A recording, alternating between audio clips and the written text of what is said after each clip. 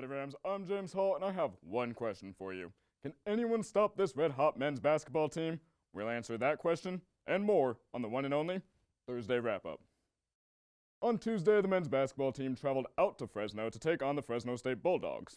The Rams were successful the last time they met this season, and they were looking for another win against their rival.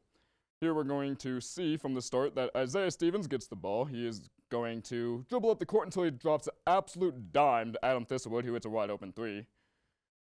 Next, we're going to have Isaiah Stevens again, who's going to jump it off to Moore. Roddy is going to take it down to the glass and get himself a nice easy layup with some physicality.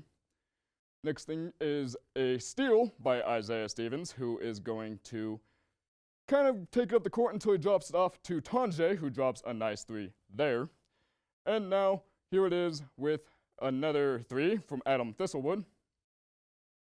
Now, here's going to be a book kind of from the last person they played of UMNLV, and he's just going to beat the entire defense himself and get himself the layup from the transition. Now, this one's kind of interesting. We're going to see a pick here from Nico Carvaccio, allowing Stevens to get a little bit of room. He's going to drop back down, pass to Nico, and he sends it home. Let's look at that again. Right over the defender and a solid two-handed dunk. Finally, he already has his double-double by this point, but Nico Carvaccio down below for a nice, easy 2 points. Excuse me, someone got caught in my throat. With the final score of 80-70, the Rams took home their 17th victory to complete the season sweep of Fresno State. On top of this victory, center Nico Carvaccio passed Jordan Caroline for the most double-doubles in Mountain West history with 46 in his career. The Rams are also now at second in the conference, with Boise State having one less win.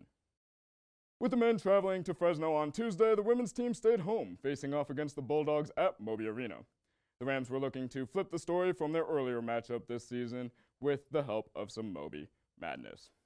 We're going to start off with Mackenzie Ellis going and lowering the shoulder to get herself some easy space. There's a block by excuse me. There we get a steal from 3 Rams. It was a very physical game. There's a rebound by Ellis, who also takes an elbow to the head.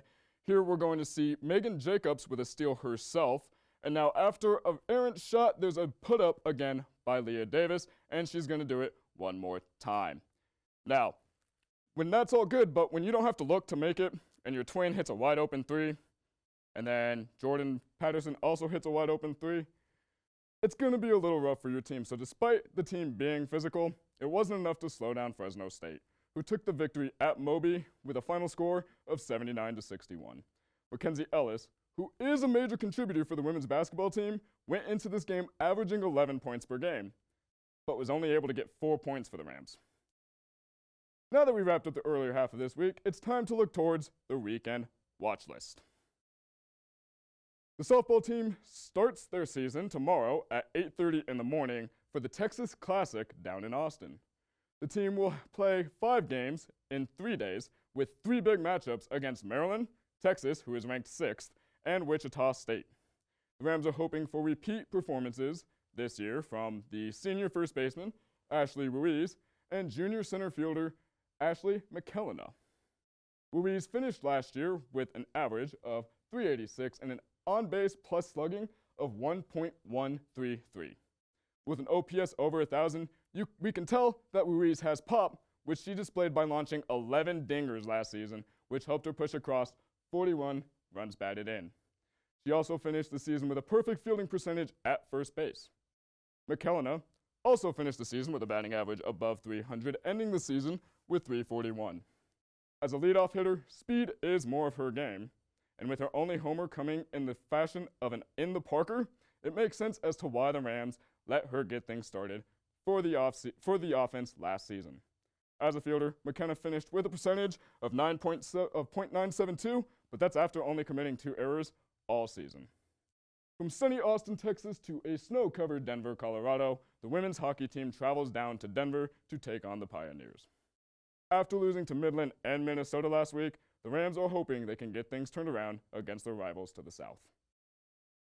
Stephanie Talone is a major part of this Rams offense. So far on the season, she has 20 total points, 12 goals, and 8 assists, with 2 being goals against Minnesota last Sunday. The Rams are going to need Talone to stay hot, and get the offense started against DU. Now is the time where I tell you if a statement is fact or fiction, as fast as I can. I have 1 minute to see how many questions I can answer out of 11, and I hope I just do better than last time. With that being said, let's get that timer started. Number 1, CSU football will be ranked next year. Fiction, I don't think they've done enough to get the pieces to get ranked. Next year, we'll have to see what Steve Addazio has in store for the team. Next, was Steve Addazio the right hire? Again, we haven't seen what he's done with the Rams yet, so we're going to have to wait and see, so I'm going to have to say fiction on that. David Roddy is better than Nico Carvaccio. Fiction, it's his freshman year. We don't really see what he's got consistently, and so I'm going to have to say Nico Carvaccio is better. Next, the XFL will succeed. I want to say fact. I want to see these young kids who haven't quite gotten the chance in the pros and maybe just got looked over to have a chance to show what they've got. Number 5, Le'Veon Bell is done playing for the Jets. Fact, I hope so. He didn't pan out. I don't want him. Next, Adam Gase is not a good head coach. Fact, he hasn't won with Miami, and he hasn't won with the Jets. Next, Broncos will make the playoffs next year. I like how, fact, Drew Luck looks good, and we're going to see what happens. Next, Nuggets have the deepest, well, we did better. Not much better, but we did better. So, with that being said, that is all we have the time for here at CTV. Tune in on Monday to find out how the Rams did during their travels, and try to stay warm this weekend.